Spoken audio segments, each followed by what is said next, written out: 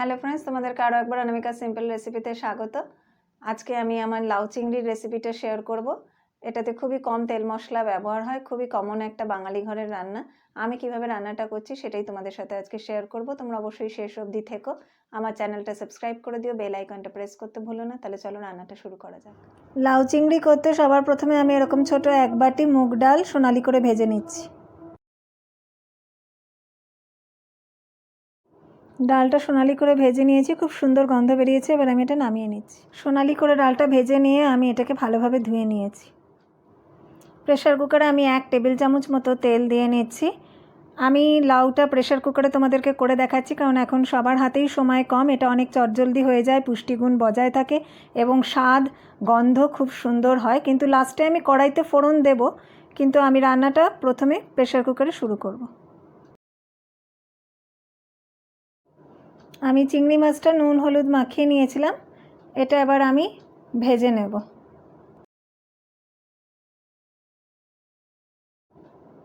চিংড়ি মাছটা আমি ভেজে নেব ভালোভাবে। সাধারণত আমরা চিংড়ি মাছটা কম ভাজি, কিন্তু এখানে আমি একটু বেশিই ভাজবো, কেন কি না আমি এটা লাউয়ের সাথে কুকারে সেদ্ধ করতে দেবো। সেই জন্য আমার চিংড়ি মাছটা খুবই সফট হয়ে যাবে এবং যে ভাজার সেই সুন্দর গন্ধটা একদম লাউয়ের মধ্যে মিশে যাবে, যেহেতু এটা আমি প্রেশার কুকারে কুক করছি সেই জন্য।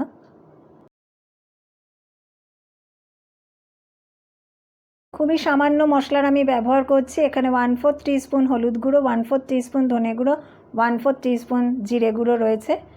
লাউ চিংড়িতে বেশি মশলার দরকার পড়ে না।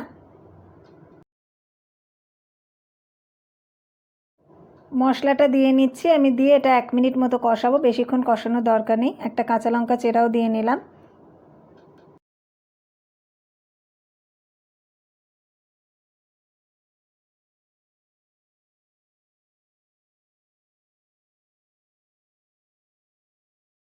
আমার 1 মিনিট হয়ে গেছে। এবারে আমি লাউটা দেখো, আমি এইভাবে পাতলা লম্বা করে কেটে রেখেছিলাম, কেটে ভালোভাবে ধুয়ে রেখেছি লাউটা, সেটা এবার আমি কুকারে দিয়ে দিচ্ছি।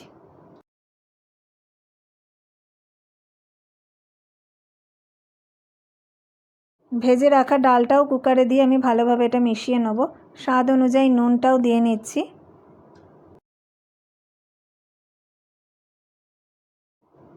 এটা ভালোভাবে মিশিয়ে নিয়ে আমি কুকারের ঢাকনাটা দিয়ে আমি একটা সিটি দিয়ে নেব। আমি হাই ফ্লেমে একটা সিটি দিয়ে নেব।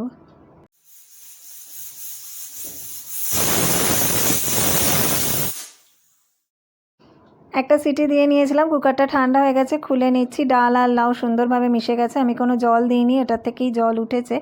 এবারে আমি কড়াইতে ফোড়ন দিয়ে জলটাকে শুকিয়ে নেব ভালোভাবে। আর এইভাবে কুকারে এটা সেদ্ধ করার জন্য চিংড়ি মাছের পুরো ফ্লেভারটা লাউয়ের মধ্যে খুব সুন্দরভাবে মিশে গেছে। আরও 1 টেবিল স্পুন সর্ষের তেল আমি দিয়ে নিচ্ছি। আমি টোটাল 2 টেবিল স্পুন তেল ব্যবহার করলাম লাউটা রান্না করতে। এই লাউ চিংড়িতে বেশি তেল মশলার ব্যবহার দরকার পড়ে না। আমি এখানে ফোড়নে 2টো তেজপাতা, একটা শুকনো লঙ্কা এবং 1/2 টিস্পুন পাঁচফোড়ন দিয়ে নিয়েছি। ফোড়নটা হালকা নেড়ে নিচ্ছি। ফোড়নটা থেকে সুন্দর গন্ধ বেরিয়ে গেছে। এবারে আমি লাউ চিংড়িটা এতে দিয়ে নেব। এবারে আমি হাই ফ্লেমে এই জলটাকে শুকিয়ে নেব।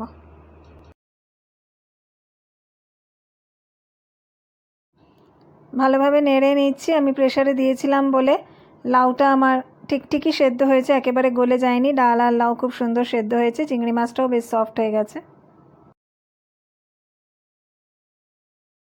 খুবই কম তেল মশলা ইউজ করে আমি এই লাউ চিংড়িটা বানালাম।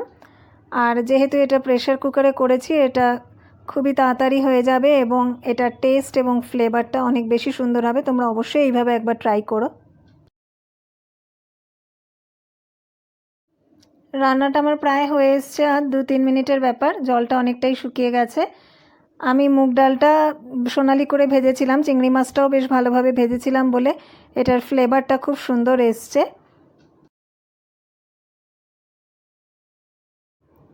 আমি 1/2 টিস্পুন চিনি ব্যবহার করছি, তোমরা তোমাদের টেস্ট অনুযায়ী দিও।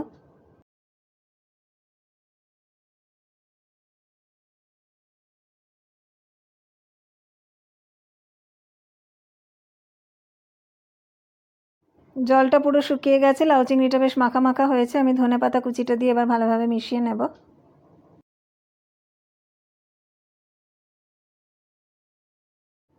গ্যাসের ফ্লেমটা আমি অফ করে দিচ্ছি, দিয়ে 5 মিনিট পর আমি সার্ভ করব। গরম ভাতে এরকম লাউ চিংড়ি দারুণ লাগে। এই লাউ চিংড়ি রেসিপি তোমাদের যদি ভালো লাগে তাহলে অবশ্যই লাইক দিও এবং বন্ধুদের সাথে শেয়ার করতে ভুলো না। সবাই খুব ভালো থেকো, সুস্থ থেকো, নমস্কার।